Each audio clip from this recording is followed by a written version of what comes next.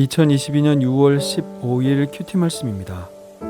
베드로전서 1장 1절로 12절입니다. 예수 그리스도의 사도 베드로는 본도, 갈라디아, 갑바도기아, 아시아와 비두니아에 흩어진 나그네, 곧 하나님 아버지의 미리 아심을 따라 성령이 거룩하게 하심으로 순종함과 예수 그리스도의 핏부림을 얻기 위하여 택하심을 받은 자들에게 편지하노니 은혜와 평강이 너희에게 더욱 많을지어다. 우리 주 예수 그리스도의 아버지 하나님을 찬송하리로다. 그의 많으신 긍휼대로 예수 그리스도를 죽은 자 가운데서 부활하게 하심으로 말미암아 우리를 거듭나게 하사 산 소망이 있게 하시며 썩지 않고 더럽지 않고 쇠하지 아니하는 유업을 잊게 하시나니 곧 너희를 위하여 하늘에 간직하신 것이라. 너희는 말세에 나타내기로 예비하신 구원을 얻기 위하여 믿음으로 말미암아 하나님의 능력으로 보호하심을 받았느니라. 그러므로 너희가 이제 여러 가지 시험으로 말미암아 잠깐 근심하게 되지 않을 수 없으나 오히려 크게 기뻐하는도다. 너희 믿음의 확실함은 불로 연단하여도 없어질 금보다 더 귀하여 예수 그리스도께서 나타나실 때에 칭찬과 영광과 존귀를 얻게 할 것이니라. 예수를 너희가 보지 못하였으나 사랑하는도다. 이제도 보지 못하나 믿고 말할 수 없는 영광스러운 즐거움으로 기뻐하니 믿음의 결국 곧 영혼의 구원을 받음이라. 이 구원에 대하여는 너희에게 임할 은혜를 예언하던 선지자들이 연구하고 부지런히 살펴서 자기 속에 계신 그리스도의 영이 그 받으실 고난과 후에 받으실 영광을 미리 증언하여 누구를 또는 어떠한 때를 지시하시는지 상고하니라. 이 섬긴 바가 자기를 위한 것이 아니요 너희를 위한 것임이 계시로 알게 되었으니 이것은 하늘로부터 보내신 성령을 힘입어 복음을 전하는 자들로 이제 너희에게 알린 것이요 천사들도 살펴보기를 원하는 것이니라. 아멘.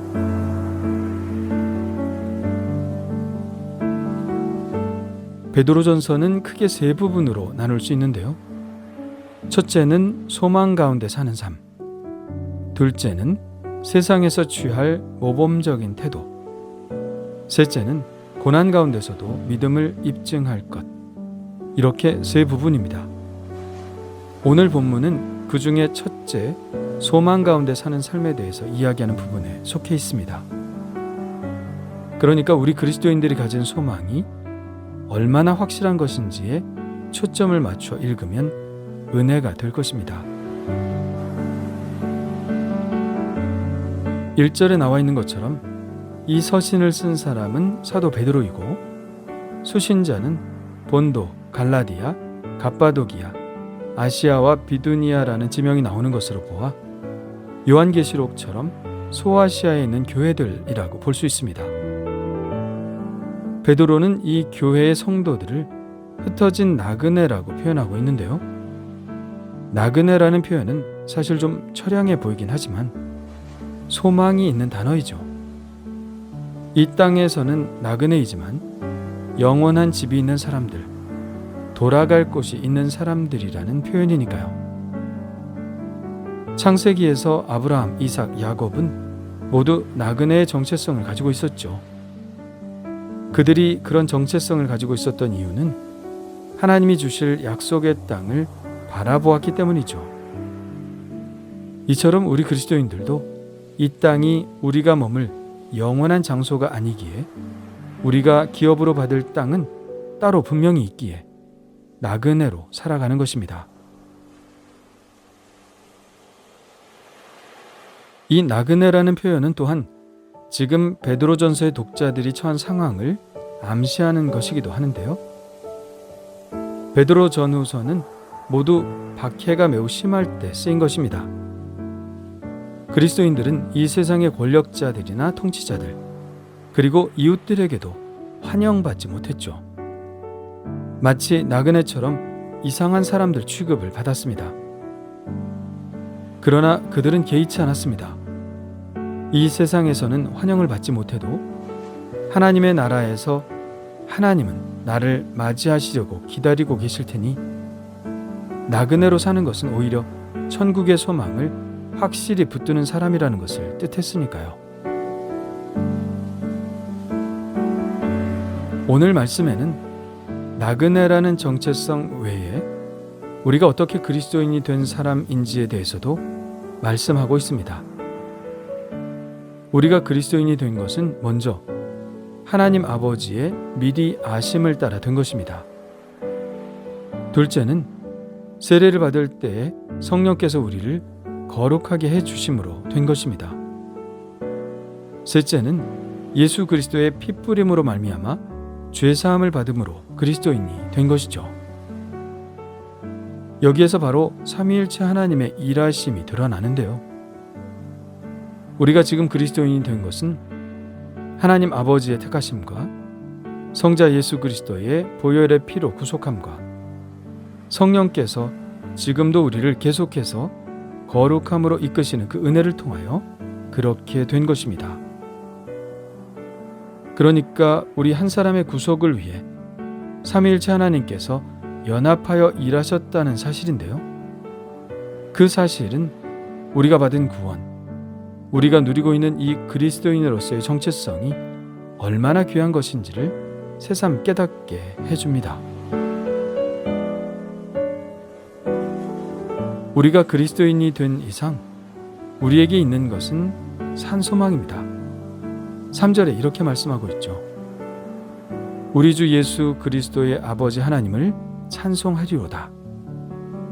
그의 많으신 긍휼대로 예수 그리스도를 죽은 자 가운데서 부활하게 하심으로 말미암아 우리를 거듭나게 하사 산 소망이 있게 하시며, 우리에게 소망이 있다는 사실은 예수 그리스도의 부활로 증명되었습니다. 예수님이 그냥 무덤 속에 갇혀 계셨다면, 죽음에 굴복하셨다면 우리에게는 산 소망이 없었을 것입니다. 예수님의 죽음이 결국은 죽음이 끝이라는 메시지를 준 것에 불과하다면 우리는 산 소망을 가질 수 없었겠죠. 그러나 예수님이 부활을 통해서 우리에게 주신 메시지는 내가 부활했듯이 너희도 부활할 것이다 라는 소망의 메시지입니다. 내가 죽음의 권세를 이겼듯이 너희도 죽음을 이길 것이라는 메시지죠. 그래서 그렇게 하나님의 자녀가 된 우리들에게 하나님이 주실 유업은 썩지 않고 더럽지 않고 쇠하지 않는 유업입니다. 이 세상의 유업들은 있다가 없어지기도 하고 소멸되기도 하고 약화되기도 하지만 천국은 죽음이 없는 곳이기 때문에 우리가 받을 유업 또한 영원히 변함없는 유업이 될 것입니다. 세상 사람들은 소위 미생복음을 믿고 살아간다고 하죠. 미생복음, 어떤 것인지 아십니까?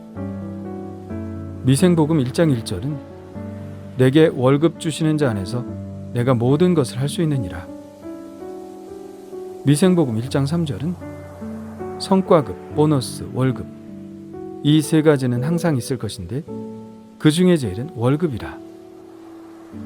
이렇게 외치며 오직 이 땅의 보화를 쌓아놓기만을 바라고 살아갑니다. 그러나 그 모든 것들은 결국 쇠하고 말 것이죠. 그러나 우리 그리스도인들이 받을 유업은 썩지도 않고 더럽지도 않고 쇠하지도 않는 영원히 변함없는 유업입니다. 세상 사람들은 썩은 동아줄을 잡고 있지만 그것은 죽음과 함께 다 끊어지고 말 것입니다. 그러나 우리가 붙잡은 예수 그리스도의 구속의 동아줄은 영원한 유업이 쌓여있는 천국으로 우리를 인도할 것입니다. 베드로 사도는 우리가 가진 구속의 은총이 얼마나 대단한 것인지, 그것으로 인해 우리가 소유하게 된 소망이 얼마나 확실한 것인지를 이야기하고 있는데요. 그 이유는 당시 교회가 처한 상황 때문입니다. 6절은 그 상황에 대해 잠시 엿볼 수 있게 하는데요. 그러므로 너희가 이제 여러 가지 시험으로 말미암아 잠깐 근심하게 되지 않을 수 없으나 오히려 기뻐하는도다. 지금 교회의 상황은 여러 가지 시험으로 근심할 수밖에 없는 상황입니다. 왜 안 그러겠습니까? 예수를 믿는다는 것 때문에 옥에 갇히고 재산도 몰수되고 심하면 죽이기까지 하는 상황에서 어떻게 근심하지 않을 수 있나요? 그러나 그들이 최종적으로 선택한 것은 근심이 아니라 기쁨입니다. 그것도 크게 기뻐합니다. 왜 기뻐할까요? 바로 그들이 가진 소망 때문이죠. 엄마가 아이를 낳을 때가 되어 근심하는 것은 당연한 것입니다. 그러나 엄마가 품게 되는 최종적인 감정은 기쁨이죠. 지금은 잠시 고통스러울 수 있지만 결국 고대하던 아기를 안아볼 수 있기 때문입니다. 아기가 태어난다는 사실에 대한 확실한 소망이 결국 엄마에게 큰 기쁨의 결론을 갖게 하는 것이죠. 그들이 근심보다 기쁨을 선택한 것은 그들 안에 있는 확실한 믿음 때문입니다. 7절에 너희 믿음의 확실함에 대해서 이야기하고 있는데요. 그들의 믿음은 불로 연단하여도 없어질 금보다 더 귀하다고 합니다. 그래서 결국 그들이 소망을 품은 대로 예수님이 나타나실 때에 칭찬과 영광과 존귀를 얻게 할 것입니다. 여기서 우리는 믿음이 단번에 생기는 것은 아니라는 사실을 알 수 있죠. 금보다 귀한 믿음은 연단되는 것입니다. 연단된다는 것은 아프다는 말입니다. 대장간에서 하는 일은 계속 때리는 일이죠. 때리면 때릴수록 철의 밀도가 더 높아지기 때문인데요. 그러면 그 다음에 그것과 부딪히는 그 어떤 무기와의 싸움에서도 이길 수 있습니다. 연단을 잘 받으면 부러지지 않지만 연단을 덜 받으면 부러지고 말죠. 그 연단 속에서 나온 믿음은 금보다 더 귀한 것입니다. 왜 그럴까요? 그 믿음이 주는 유익이 금보다 더 귀하기 때문이죠. 금을 주어도 죽은 사람을 살릴 수는 없습니다. 그러나 이 금보다 귀한 믿음의 결국은 영혼의 구원을 받는 것입니다. 그리고 이러한 믿음의 사람은 나의 영혼을 구원할 뿐만 아니라 다른 사람의 생명도 살리죠. 왜냐하면 고난 가운데 연단된 믿음이기 때문입니다. 낙심한 자를 위로할 수 있습니다. 낙심 가운데 일어난 경험이 있었기 때문이죠. 절망한 자를 세워낼 수 있습니다. 절망 가운데 믿음의 위력을 발휘했기 때문이죠. 전도 한번 나갔다고 사람을 살리는 것이 아닙니다.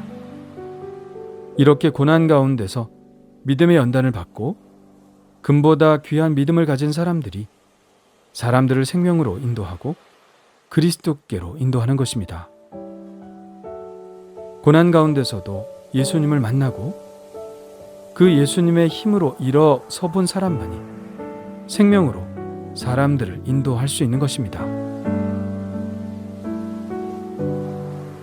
그러므로 고난을 겪고 있다면 하나님이 우리를 금보다 더 귀한 믿음으로 연단시키기 위한 것임을 기억하면 좋겠습니다. 그런 자들에게 주시는 상급이 있습니다. 예수님을 만날 때 예수님께서 칭찬과 영광과 존귀를 우리에게 해주시는 것이죠. 돈 많이 벌었다고, 자식 성공시켰다고, 세상에서 명예를 차지했다고 주님이 칭찬과 영광과 존귀의 관을 씌워주는 것이 아닙니다. 고난 가운데서도 믿음을 잃지 않고 연단되고 훈련되어 금보다 더 귀한 믿음을 가지고 이 세상에 죽어가는 영혼들을 생명 가운데로 인도한 사람에게 칭찬과 영광과 존귀의 관을 씌워주시는 것입니다. 그렇다면 나에게 이런 확실한 금보다 귀한 믿음이 있나요? 그 어떤 불로 연단을 해도 없어지지 않을 그런 확실한 믿음이 있나요? 어떤 고난도 이겨내고 결국 영혼의 구원을 받고 주 예수님께로부터 칭찬과 영광과 존귀를 얻게 할 그 믿음이 내게 지금 있나요? 주님 감사합니다. 이 확실한 믿음이 제게 있기를 원합니다. 이 예수 그리스도를 만날 날에 대한 소망이 저에게 있기를 원합니다. 예수님을 보지는 못했지만 사랑하는 그 사랑이 제게 있기를 원합니다. 그래서 어떤 고난도 환난도 시험도 박해도 이겨내고 제 영혼이 구원을 받을 뿐만 아니라 타인들을 주님께로 인도하여 함께 영혼의 구원을 받는 그런 은혜가 있기를 원합니다. 예수님의 이름으로 기도합니다. 아멘.